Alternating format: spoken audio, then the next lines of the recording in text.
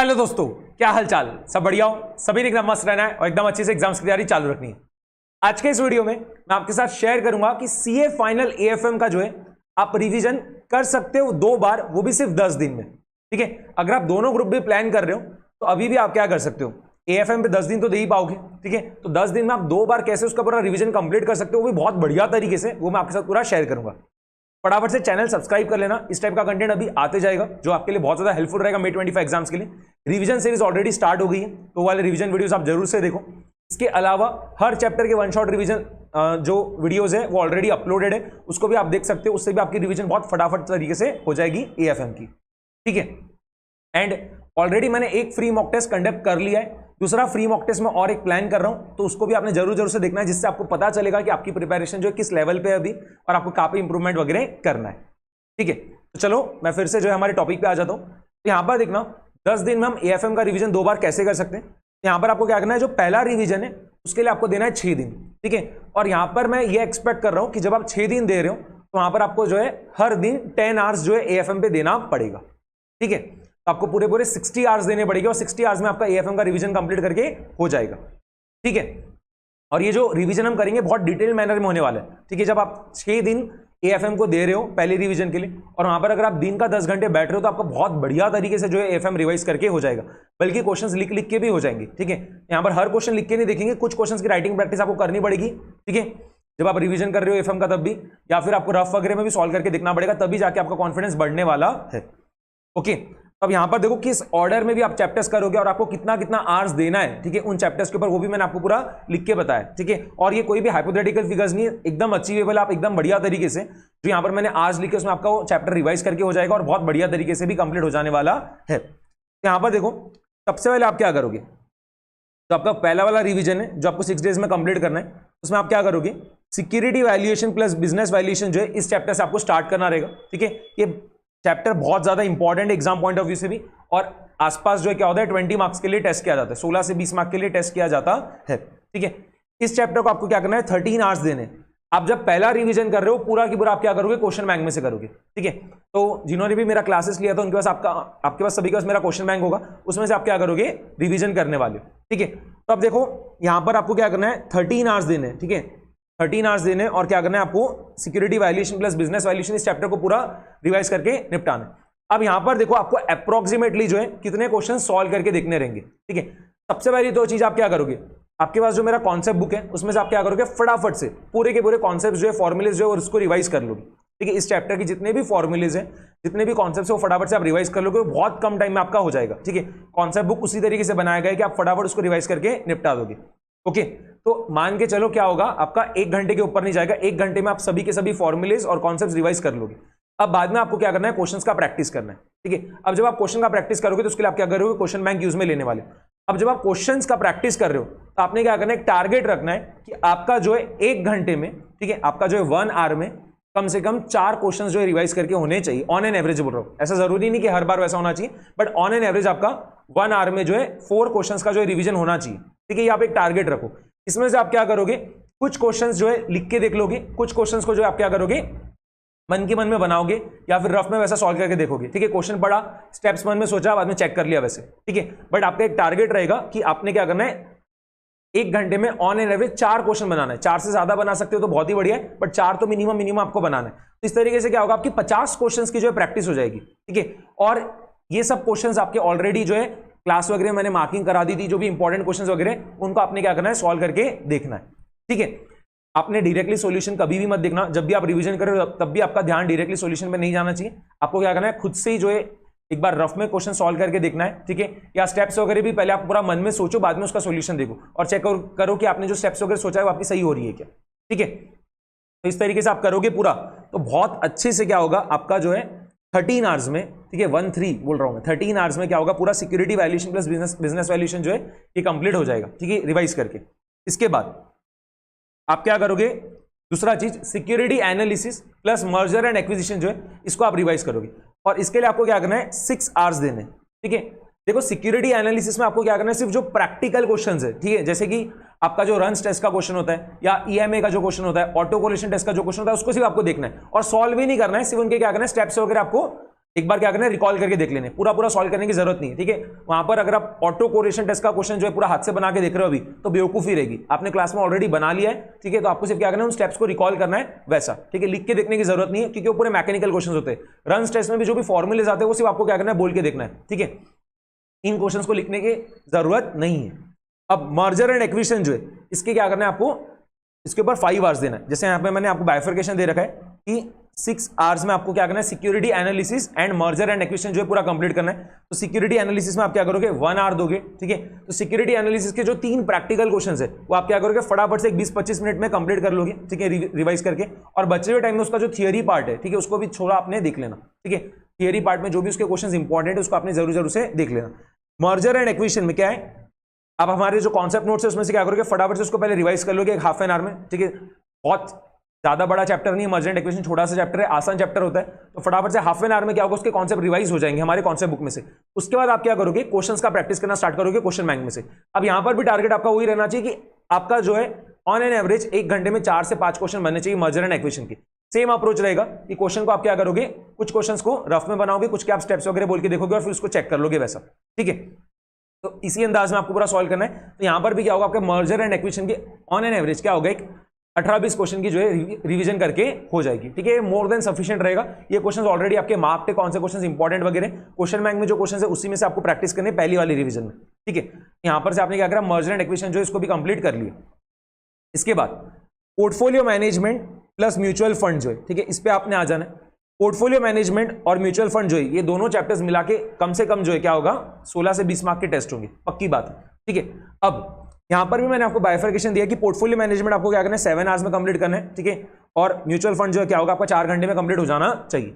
Mutual fund में क्या होगा, कम क्वेश्चन है, ठीक है, फटाफट से जो है क्या होगा आपका कंप्लीट हो जाएगा। म्यूचुअल फंड में तो ऐसा जो है बहुत ज्यादा कोई कॉन्सेप्ट वगैरह भी नहीं है, डायरेक्टली आप क्वेश्चंस को अटैक कर सकते हो, ठीक है। और पोर्टफोलियो मैनेजमेंट में क्या है, फॉर्मुलेज बहुत ज्यादा है। तो पहले आप क्या करोगे, जितने भी फॉर्मुलेज है पोर्टफोलियो मैनेजमेंट में, जो भी कॉन्सेप्ट वगैरह उसको पहले रिवाइज कर लेना, बाद में क्वेश्चंस को सॉल्व करना स्टार्ट करना। अब यहां पर भी क्या करोगे आप, पोर्टफोलियो मैनेजमेंट के हर टाइप के कॉन्सेप्ट के ऊपर बेस्ड जो क्वेश्चन है ना उसको आपने कंप्लीट करते जाना है, ठीक है। जैसे कि आपने क्या करना है, जो आपका क्वेश्चन होता है नॉर्मल क्वेश्चन, ठीक है, जिसमें आपको क्या करना है, सिस्टमैटिक रिस्क निकालना है, अनसिस्टमैटिक रिस्क निकालना है, टोटल रिस्क निकालना है, वो सब वाले क्वेश्चंस हो गए आपके। उसके बाद में क्या हो गया आपका मिनिमम वेरिएंस पोर्टफोलियो वाला क्वेश्चन हो गया, ठीक है, उसको आप देख लोगे।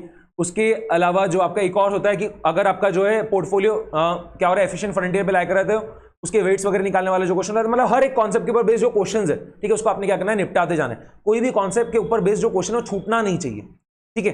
तो उसी तरीके से मैंने क्लास में भी आपको पूरा कराया था। हम क्या कर रहे थे, कॉन्सेप्ट पकड़ रहे थे, उसके बाद बेस जितने भी क्वेश्चंस थे उसको हम क्या कर रहे थे, पूरा कंप्लीट करते आ रहे थे। तो रिवीजन करते वक्त भी आपको ये चीज ख्याल रखना है कि जब आप रिवीजन कर रहे हो तो कोई भी कॉन्सेप्ट के ऊपर बेस जो क्वेश्चन है वो आपको छूटना नहीं चाहिए। क्वेश्चन कम देख के होंगे वो चलेगा। जैसे मैंने क्लास में अगर कोई कॉन्सेप्ट के ऊपर बेस आपको 5 क्वेश्चन करा है, तो जब आप रिवीजन करो तो अगर आप 3 क्वेश्चन भी देख लोगे तो भी चल जाएगा, बट हर एक कॉन्सेप्ट के ऊपर बेस जो भी क्वेश्चन है वो आपके देख के हो जाने चाहिए, ठीक है। तो पोर्टफोलियो मैनेजमेंट में भी टारगेट करना कि आपके क्या होना चाहिए, 25 क्वेश्चन के अराउंड देख के हो जाने चाहिए। 25 क्वेश्चन भी अगर आप देख के निपटा देते हो तो सफिशिएंट रहेगा, 25 से 30 क्वेश्चन, ठीक है। और म्यूचुअल फंड में क्या होगा, आपका एक 16-18 क्वेश्चन जो है देख के हो जाने चाहिए, ठीक है। हर क्वेश्चन में वैसे ही रहने वाला है आपका कि आपका टारगेट रहेगा कि 1 घंटे में 4 क्वेश्चन होने चाहिए, ठीक है। 4 या उससे ज्यादा, 4 से कम नहीं होना चाहिए। जब भी आप रिवीजन कर रहे हो तो 1 घंटे में आपके 4 से ज्यादा क्वेश्चन बनने चाहिए, ठीक है। अब कोई स्टूडेंट बोलेगा कि हम तो 10 क्वेश्चन जो है कंप्लीट कर सकते हैं 1 घंटे में, तो वहां पर कोई सेंस नहीं बन रहा, ठीक है। जब आप 1 घंटे में 10 क्वेश्चन देख के निपटा रहे हो पहली रिवीजन में, कुछ मतलब नहीं बन रहा। पहली रिवीजन को जो है बढ़िया से करो। अभी ये 2 महीना जो बचा है इसमें भी जो अच्छा से रिवीजन करना है आपको, तो ऐसा मत करना कि 1 घंटे में 10 क्वेश्चन देख के निपटा दे रहे हो, ठीक है। कोई थियरी चैप्टर नहीं है ना, प्रैक्टिकल चैप्टर है, तो सॉल्व करना है। अगर सॉल्यूशन देख के निपटा रहे हो तो कोई भी कर लेगा, तो वैसा नहीं करना है। आपको खुद से जो है क्या करना है, रफ में सॉल्व करके बनाना है, ठीक है। क्वेश्चन पढ़ोगे आप और खुद से इसके स्टेप्स वगैरह सोचोगे, रफ में इसको सॉल्व करके देखोगे वैसा, ठीक है। तो टाइम लगेगा ही वहां पर। उसी अंदाज से आपको क्या करना है, अपना पहला रिवीजन निपटाना है। समझ में आ रहा है? और ये अचीवेबल है हर चीजें, ठीक है। इसके बाद एडवांस कैपिटल बजटिंग डिसीजन जो है इसको आप क्या करोगे, 5 आवर्स दोगे। एडवांस कैपिटल बजटिंग डिसीजन में भी जितने भी आपके कॉन्सेप्ट होते हैं, ठीक है, जैसे सिनेरियो एनालिसिस, सेंसिटिविटी एनालिसिस हो गया, और भी आपके जो है, ठीक है, जैसे रिप्लेसमेंट डिसीजन वाले इस पे हो गया, ऑप्टिमल रिप्लेसमेंट पीरियड आपको निकालना होता है। हर जो कॉन्सेप्ट है उसके बाद बेस्ड आपको क्या करना है, क्वेश्चन सॉल्व करके देखना है। तो पहले आप क्या करोगे, कॉन्सेप्ट बुक में से जो भी कॉन्सेप्ट है उसको फटाफट से देख लोगे, और बाद में आप क्या करोगे, जितने भी क्वेश्चंस है एडवांस कैपिटल बजटिंग डिसीजन में उसको आप निपटा दोगे, ठीक है। यहां पर 5 आवर्स जब आप इसको दे रहे हो तो आपका क्या होगा, टेंटेटिवली 16 से 20 क्वेश्चन जो है देख के हो जाएंगे, ठीक है। और जब आप 16 से 20 क्वेश्चन सॉल्व कर रहे हो तो 100% वहां पर आपका हर एक कॉन्सेप्ट के ऊपर बेस्ड क्वेश्चन देख के कंप्लीट हो जाने वाला है, ठीक है। ये बहुत ज्यादा आपके लिए यूजफुल रहेगा अगर आप डेडिकेटेडली जो है यहाँ पर सही में हर दिन 10 घंटे बैठ जाते हो ना, तो आपका एएफएम बहुत बढ़िया तरीके से रिवाइज करके हो जाएगा। और ये चीज आप हर दूसरे सब्जेक्ट पे भी अप्लाई कर सकते हो, जैसे एफआर वगैरह पे भी आप ये स्ट्रेटेजी अप्लाई कर सकते हो, ठीक है। और अभी आपके पास टाइम है, आप 10 दिन दे सकते हो एक एक सब्जेक्ट के ऊपर भी, ओके। ऐसा कर लेते हो तो एएफएम में गारंटी मैं आपको बोलता हूँ कि आप इजीली 70+80+ मार्क्स लेके आ जाओगे, ठीक है। मतलब वो पासिंग वाली चीज तो रहेगी ही नहीं, बात सीधा होगी एग्जामिनेशन के ऊपर की, 70+80+ मार्क्स आपके आ जाएंगे, ओके। इसके बाद देखना सिक्योरिटाइजेशन प्लस स्टार्टअप फाइनेंस जो अब ये आपका क्या है, थियरी चैप्टर है, ठीक है। आपने क्या करना है, फटाफट से स्टडी मैट को ही उठाना, ठीक है, कोई दूसरी चीज उठाना नहीं है। आईसीआई का जो स्टडी मैट है उसमें से हमने पढ़ा था, ठीक है, ये थियरी चैप्टर्स को, तो आपने क्या करना है, स्टडी मैट उठाना है और जो भी मैंने हाईलाइट वगैरह कराया था पढ़ाते वक्त, ठीक है, हेडिंग्स वगैरह, उनको आपने सिर्फ क्या करना है, देखते जाना है और ट्राई करना बिना देखे, ठीक है, आप वो हेडिंग्स वगैरह बोल पा रहे हो क्या, वैसा, ठीक है।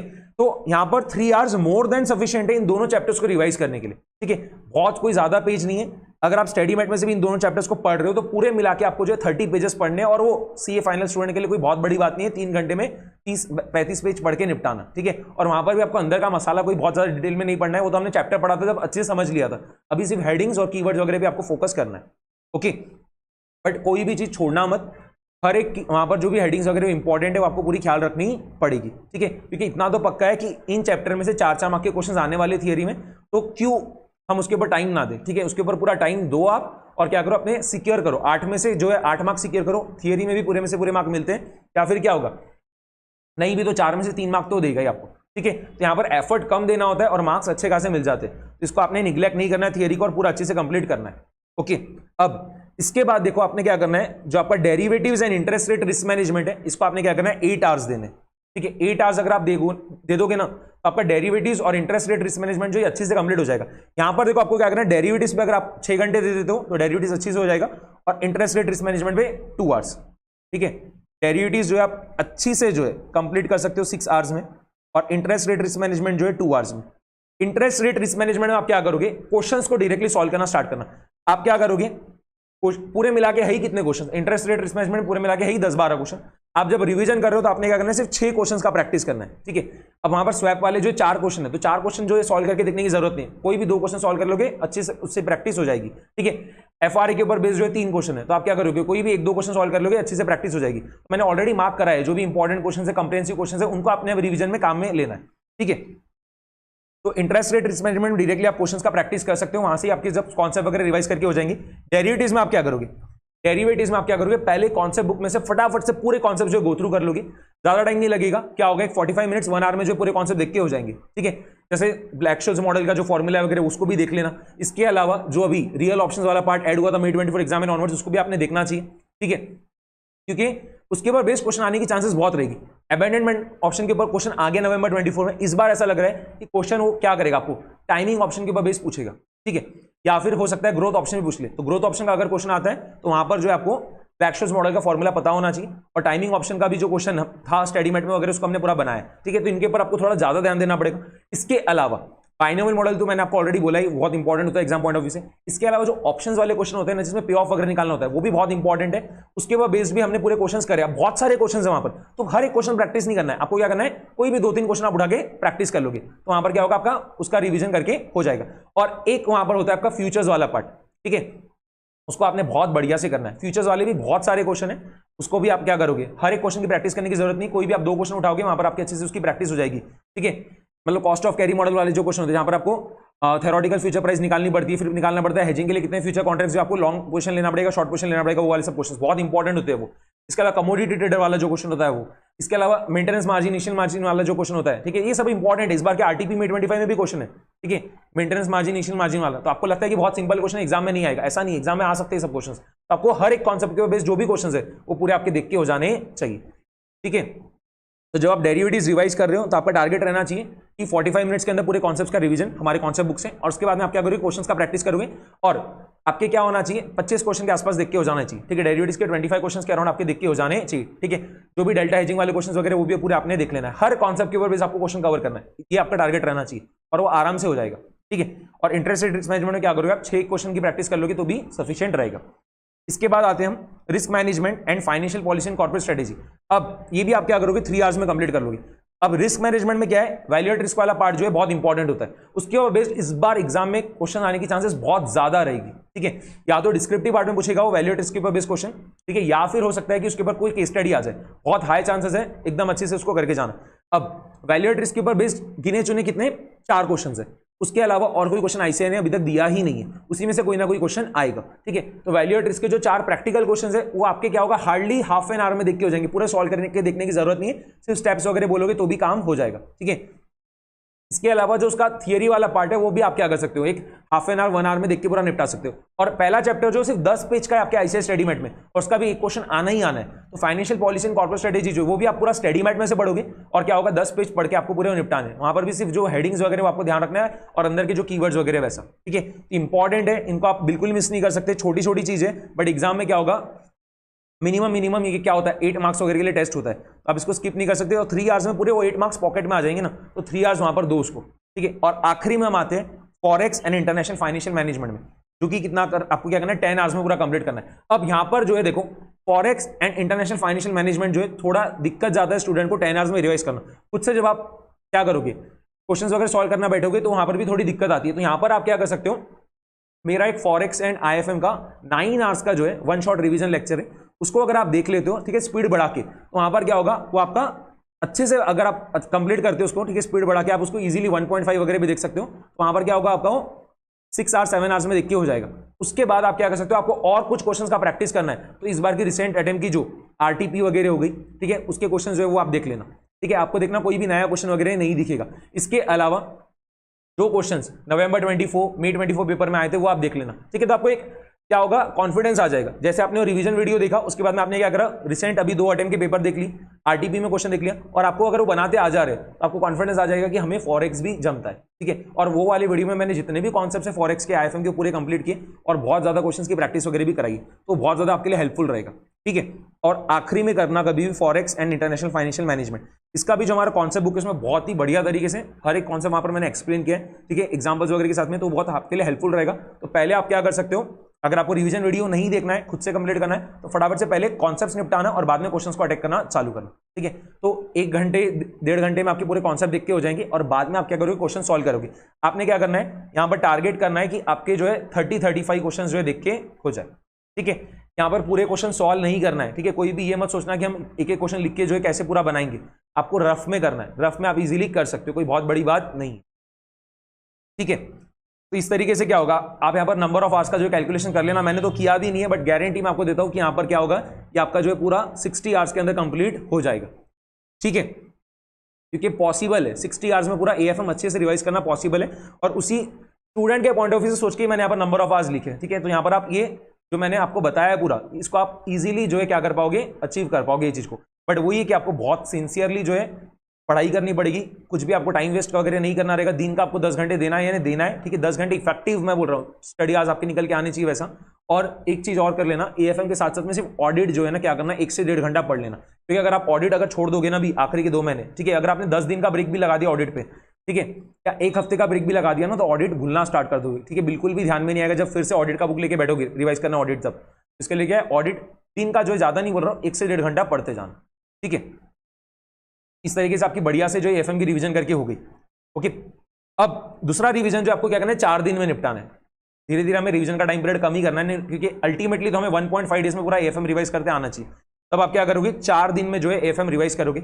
यहां पर आप देखना, यहां पर भी अप्रोच आपका वही रहने वाला है कि पहले आप कॉन्सेप्ट बुक में से फटाफट से कॉन्सेप्ट पढ़ोगे, और अब जो है अब आप क्वेश्चंस का क्या करोगे, प्रैक्टिस करने वाले हो। बट अब क्वेश्चंस का प्रैक्टिस कहां से होगा देखना, रिसेंट अटेम्प्ट के जो पेपर्स है, ठीक है, जैसे कि मई 24 नवंबर 24 के जो पेपर है, उसके अलावा आरटीपीज जो है, ठीक है, अभी रिसेंट अटेम्प्ट की जो आरटीपी है, अभी के अगर आपके टाइम के जो मई 25 के मॉक टेस्ट पेपर है वो अगर आ जाते हैं, तो वो वाले मॉक टेस्ट पेपर्स वगैरह भी आप देख लोगे। ठीक है, इनसे आपको ज्यादा प्रैक्टिस करनी। और आपने जब फर्स्ट वाली रिवीजन के वक्त जो भी क्वेश्चन बहुत ज्यादा इंपॉर्टेंट मार्क किया था, ठीक है, और जो मेरे सुपर 60 क्वेश्चन रहते हैं, वहां से आप यहां पर सेकंड वाली रिवीजन निपटा सकते हो। ठीक है, मैं जो सुपर 60 क्वेश्चंस दूंगा आपको, ठीक है, वो आप यूज में ले सकते हो आपकी सेकंड वाली रिवीजन के लिए। इसके अलावा रिसेंट अटेम्प्ट की आपको क्या करना है, आरटीपी देखनी। मैं तो मेरे हिसाब से क्या करूंगा, जो भी क्वेश्चन मुझे इंपॉर्टेंट लगता है मैं सुपर 60 क्वेश्चन वाले फाइल में इंकॉर्पोरेट कर दूंगा, बट आपने पूरे क्वेश्चंस देख लेना है। ठीक है, आरटीपी में 25 की सॉल्व करके नहीं देखना है, पूरे क्वेश्चंस देख लेना है और बाद में उसको रफ में बना लो या फिर उसके स्टेप्स वगैरह सोच लो, चेक कर लो कि हमने जो सोचा था सही है कि नहीं वैसा। उसके अलावा नवंबर 24 मई 24 पेपर को जो है खुद से बना के देखना है, ठीक है। आप अगर टाइम लगा के पूरा अच्छे से सॉल्व करके देखोगे तो बहुत ही बढ़िया, और अगर वैसा नहीं है जमता है तो क्या करोगे, क्वेश्चन देखोगे, सॉल्यूशन मन से बनाओगे, ठीक है, खुद से पूरा, और बाद में चेक करोगे कि हमारा सही है कि नहीं वैसे, ठीक है। और जो सुपर 60 क्वेश्चन है वैसा इतना भी अगर आप कवर अच्छे से कर लेते हो तो क्या होगा, आपके हर चैप्टर की जो है बढ़िया से रिवीजन हो जाएगी, ठीक है। सुपर 60 क्वेश्चन तो पूरे मैं मेरे क्या करता हूँ, मैराथन सेशन बोल के पूरा डिस्कस करता ही हूँ, तो वो वहां से आपको उसकी हेल्प मिल जाएगी। और एक और चीज कर लेना बस इसके साथ में, फर्स्ट वाली रिवीजन में आपने क्या करना है, जो भी क्वेश्चन आपको बहुत बढ़िया लग रहे हैं लास्ट डे रिवीजन के लिए, ठीक है, आपके पॉइंट ऑफ व्यू से आपको जो बहुत बढ़िया लग रहे हैं, एग्जाम में आने की चांस आपको बहुत ज्यादा लग रही है, यहाँ पर आप अटक रहे थे, उन क्वेश्चन को आपने मार्किंग करके रख लेना है, और वो क्वेश्चन आप क्या करोगे, सेकंड वाली रिवीजन में भी देखोगे, ठीक है। जब आप सेकंड वाला रिवीजन करोगे वहां पर उसको भी आप कंप्लीट करते जाओगे, अब टाइम आपको कम लगेगा, पक्की बात है, ठीक है। यहां पर क्या हो सकता है, आपको क्या होगा, टाइम कम लगना स्टार्ट हो जाएगा, ऑब्वियस सी बात है। अगर आपने पहले वाले रिवीजन को अगर 6 दिन दिया था एएफएम के, तो दूसरा वाली रिवीजन आपकी अब कम टाइम पीरियड में होने ही वाली है, ओके। तो यहां पर क्या हो रहा है, देखो आपका टाइम आपको कम लगेगा, ठीक है। क्वेश्चंस की भी थोड़ी हम कम प्रैक्टिस कर रहे हैं, ठीक है। कम प्रैक्टिस मतलब लिख लिख के कम प्रैक्टिस कर रहे हैं, ज्यादा क्या कर रहे हैं, डायरेक्टली स्टेप्स वगैरह बोल के दिख ले रहे, वैसा कर रहे हैं, ओके। तो यहां पर क्या होगा, अब आपको 9 आवर्स में पूरा आपका क्या करना है, कंप्लीट करना है, ठीक है। Security valuation plus business valuation, मैंने आपको ऑलरेडी सोर्स बता दिया। सेकंड वाले रिवीजन में आपका क्या रहेगा, रिसेंट अटेम्प्ट के आरटीपीस, ठीक है, पास्ट ईयर पेपर्स जो पिछले 2 अटेम्प्ट के थे वैसा, और आपके जो मॉक टेस्ट पेपर्स वगैरह रहेंगे वो, और इसके अलावा सुपर 60 क्वेश्चन जो मैं दूंगा। और फर्स्ट वाली रिवीजन के वक्त आपने जो भी इंपॉर्टेंट क्वेश्चन जो बहुत ज्यादा इंपॉर्टेंट आपको लगा था, ठीक है, जो आपने मार्क किए थे वो वैसा, ठीक है, इस तरीके से आपको निपटाना है। तो सिक्योरिटी वैल्यूएशन और बिजनेस वैल्यूएशन को जो है क्या होगा, 9 आवर्स आपको देना है। Security analysis merger and acquisition जो आपका 4 घंटे में जो है कंप्लीट हो जाना चाहिए।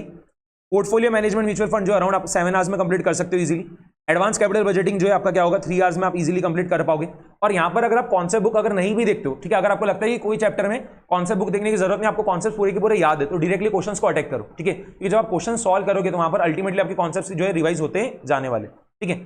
आपका टारगेट कभी भी ये रहना चाहिए कि जब भी आप रिवीजन कर रहे हो तो आपका हर कॉन्सेप्ट के ऊपर बेस्ड क्वेश्चन जो है प्रैक्टिस करके हो जाना चाहिए, ठीक है। जैसे आपने पहली वाली रिवीजन में कोई कॉन्सेप्ट के ऊपर बेस्ड 3 क्वेश्चन की प्रैक्टिस किया था, तो दूसरी वाली रिवीजन में आप क्या करोगे, उसके ऊपर बेस्ड सिर्फ 2 क्वेश्चन की प्रैक्टिस करोगे, ठीक है। इस तरीके से आपको करना है, बट हर रिवीजन में आपके हर एक कॉन्सेप्ट के ऊपर बेस्ड जो क्वेश्चन है वो आपके प्रैक्टिस करके हो जाने चाहिए। मैं कभी भी ये नहीं बोलूंगा कि आप क्या कर रहे हो, क्वेश्चंस को ऐसा निग्लेक्ट कर रहे हो कि आपका कोई कॉन्सेप्ट ही हट जा रहा है वहां पे, वैसा मत करना, ठीक है। तो जब हम क्लास में क्वेश्चंस कर रहे थे तब मैंने बराबर से आपको उसी ऑर्डर में पूरा कराया है, ठीक है, कि मार्किंग कराते गया था कि ये कॉन्सेप्ट के ऊपर ये वाले क्वेश्चन है, ठीक है। अब 4 क्वेश्चन है, तो आपने फर्स्ट वाले रिवीजन में क्या करा, 3 क्वेश्चन को प्रैक्टिस किया, सेकंड वाले रिवीजन में आप क्या करो, 2 क्वेश्चन को प्रैक्टिस कर रहे हो वैसा, बट आपकी प्रैक्टिस जो है हर कॉन्सेप्ट की हो जानी चाहिए, ठीक है। सिक्योरिटाइजेशन स्टार्टअप फाइनेंस जो है इसके आपने क्या करा, 2 आवर्स में पूरा रिवीजन कर लिया। अब यहां पर आप स्टडीमेट को इस्तेमाल मत करना, ठीक है। जब आप सेकंड वाला रिवीजन करो तो यहां पर स्टडीमेट इस्तेमाल करने की जरूरत नहीं, यहां पर आप क्या करोगे, वही जो आपकी रिसेंट अटेम्प्ट की आरटीपी है, पास्ट ईयर पेपर्स वगैरह जो वहां पे जो भी क्वेश्चन है उनको आप क्या करो, बना के देखो, ठीक है। और किधर अगर आप अटके, जो क्वेश्चन का आपको आंसर नहीं आया तो फिर स्टडीमेट में से देखो, ठीक है, उसका आंसर क्या, और वो वाले पार्ट को फिर से रिविजिट कर लो और उसको रिवाइज कर लो वैसे। Derivatives and interest rate risk management जो क्या करना है आपको 6 आवर्स में कंप्लीट करना रहेगा, ठीक है। और risk management, financial policy and corporate strategy जो ये क्या होगा आपका 2 आवर्स में कंप्लीट होगा। यहां पर भी जो है अब आप स्टडीमेट नहीं देखोगे, ये थियरी चैप्टर्स के लिए अब स्टडीमेट देखने की जरूरत नहीं, सिर्फ आरटीपी पास्ट ईयर पेपर्स वगैरह में जो क्वेश्चन है, मॉक टेस्ट पेपर में जो क्वेश्चन है वो देख के भी काम हो जाएगा। और आखिरी में आपका आ रहा है forex and international financial management. यहां पर आप क्या करोगे देखना, forex and international financial management में अगर आपको कॉन्फिडेंस लेके आना है तो जब आप सेकंड वाला रिवीजन जब कर रहे हो, ठीक है, तो बिल्कुल भी सॉल्यूशन मत देखना और क्वेश्चंस को क्या करना, खुद से बनाना, ठीक है। जो भी क्वेश्चन आपने मार्क कर रखे, जो भी अभी आरटीपी में क्वेश्चंस आए, पास्ट पेपर में क्वेश्चंस आए, उनको आपने बार बार जो है सॉल्व करके देखते जाना है, ठीक है। और अगर वो आपके बनते जा रहे हैं, टेस्ट वगैरह देना, और ठीक है, जैसे आपकी 2 रिवीजन पूरी कंप्लीट हो जा रही है, पहली रिवीजन पूरी कंप्लीट होगी, उसके बाद एक टेस्ट दो, दूसरी रिवीजन कंप्लीट, उसके बाद एक और टेस्ट दो, ठीक है। तो टेस्ट वगैरह दोगे, उससे क्या होगा, कॉन्फिडेंस बढ़ेगा। बिल्कुल भी इसको ये चैप्टर को छोड़ के मत जाना। बहुत बार स्टूडेंट्स कहते हैं कि हाँ सर हम ये चैप्टर को छोड़ दे, क्या कैसे छोड़ दोगे, 16 मार्क के लिए आता है ना। हाँ ये कर सकते हो कि जो भी इंपॉर्टेंट क्वेश्चंस वगैरह वही आप इसके कवर कर रहे हो, ठीक है। बहुत ज्यादा क्या कर रहे हो, आप टाइम नहीं दे रहे हो उस चैप्टर पे, बट क्या कर रहे हो, एटलीस्ट जितने भी इंपॉर्टेंट क्वेश्चंस है और जो भी कॉन्सेप्ट वगैरह उसको आपने क्या करा, फटाफट से एक बार देख लिया वैसा। बट एकदम छोड़ नहीं सकते, क्योंकि देखो क्वेश्चंस क्या होते हैं, रिपीटेटिव मैनर में टेस्ट होते हैं। जो क्वेश्चंस पहले पूछे जा चुके हैं फॉरेक्स आईएफएम के, वही क्वेश्चंस क्या हो रहे हैं, बार बार आ रहे हैं। तो क्लास में ऑलरेडी मैं मार्किंग वगैरह कराता हूँ, सुपर 60 क्वेश्चंस में मैं देता ही हूँ आपको फॉरेक्स आईएफएम के क्वेश्चंस। तो एटलीस्ट अगर वो भी आप देख लेते हो तो क्या होगा, बहुत हाई चांसेस रहेगी कि एग्जाम में आपको वही क्वेश्चन देखने को मिल जाए, ठीक है, फिगर्स वगैरह चेंज करके। तो बिल्कुल भी निग्लेक्ट मत करना और ये चैप्टर को जो है बराबर से देखते जाना। कॉन्फिडेंस लाने का एक ही तरीका है, क्वेश्चन को खुद से सॉल्व करना, और जब वो सही होता है तभी कॉन्फिडेंस बढ़ना स्टार्ट होगा। सॉल्यूशंस वगैरह नहीं देखना है, ठीक है। जब भी आप रिवीजन करो डायरेक्टली सॉल्यूशन कभी नहीं देखना है। सिर्फ ये कर सकते हो आप, खुद से सॉल्यूशन मन में सोचो, बाद में देख लो कि हमने जो सोचा था वो सही हो रहा है क्या वैसा, ओके। बट आखिरी टाइम तक भी सॉल्यूशन खुद से नहीं देखना है। हाँ, जब एग्जाम का जो 1.5 डेज का टाइम पीरियड होता है वहां पर आप क्या कर सकते हो, कुछ क्वेश्चन जो उनके फटाफट से पूरे सॉल्यूशन देख सकते हो। बट जब रिवीजन कर रहे हो आप, ठीक है, अभी ये 2 मंथ्स का जो टाइम पीरियड है इसके अंदर, वहां पर आपको जो डायरेक्टली सॉल्यूशन नहीं देखना है। और हर रिवीजन के बाद जो है एक टेस्ट जरूर से दे देना। ऑलरेडी जो है मेरी एक फ्री मॉक टेस्ट ऑलरेडी हो चुकी है, जिन्होंने नहीं दिया था उसको दे देना है आपने, और एक और जो फ्री मॉक टेस्ट मैं प्लान कर रहा हूं उसको आप दे सकते हो, ठीक है। तो यहां पर जो है आपका बहुत बढ़िया तरीके से जो है 10 डेज में AFM पूरा कंप्लीट करके हो जाएगा। अगर कोई स्टूडेंट को ऐसा लग रहा है, ठीक है, अभी भी कि उसका AFM जो है अच्छे से नहीं हुआ है, ठीक है, बहुत ज्यादा घबरा रहे हो आप, क्वेश्चन सॉल्विंग बराबर से नहीं हो पा रही, कॉन्सेप्ट्स वगैरह रिकॉल ही नहीं कर पा रहे हो, बहुत टाइम पहले क्लास किया था, तो आप क्या कर सकते हो, हमारा जो क्रैश कोर्स बैच है उसको आप एनरोल कर सकते हो। वहां पर सिर्फ 80 आवर्स में मैंने पूरा AFM कंप्लीट करा के दिया, और बहुत बढ़िया तरीके से करा के दिया, ठीक है। तो ज्यादा सोचो मत वहां पर, ठीक है। आप स्टूडेंट्स वगैरह का फीडबैक भी देख सकते हो वहां पर, बहुत बढ़िया है। आप फटाफट से जो है वो बैच को परचेस कर लो, और आपका बहुत अच्छे तरीके से AFM कंप्लीट करके हो जाएगा, ठीक है। तो बस एक यही चीज है कि अगर आपको थोड़ा सा भी दिक्कत आ रहा है तो हिचकिचाओ मत, फटाफट से जो है बैच परचेस कर लो, और उसको शिद्दत से पूरा कंप्लीट करके, मतलब एक एक लेक्चर जो अच्छे से पूरा देख के कंप्लीट कर लोगे, गारंटी है अभी भी क्या है आपके पास टाइम है जिससे आप AFM में एग्जामिनेशन लिखे आ सकते हो, ठीक है। तो बस इतना ही पूरा बताना था ये वाले वीडियो में। होप सो आपको ये वीडियो बहुत पसंद आया होगा, आपके लिए हेल्पफुल रहा होगा। तो वीडियो को लाइक कर देना एंड चैनल सब्सक्राइब कर देना। ऐसे ही और कंटेंट अभी आने वाले, ठीक है। रिवीजन सीरीज के जो वीडियोस है ऑलरेडी आने स्टार्ट हो गए, एंड बाकी भी और सब्जेक्ट के लिए मैं ऐसी वीडियोस वगैरह लिख के आते जाऊंगा जो आपके लिए बहुत ज्यादा हेल्पफुल रहेगा, ठीक है। तो मिलते हैं अब हम नेक्स्ट वीडियो में। Bye bye everyone.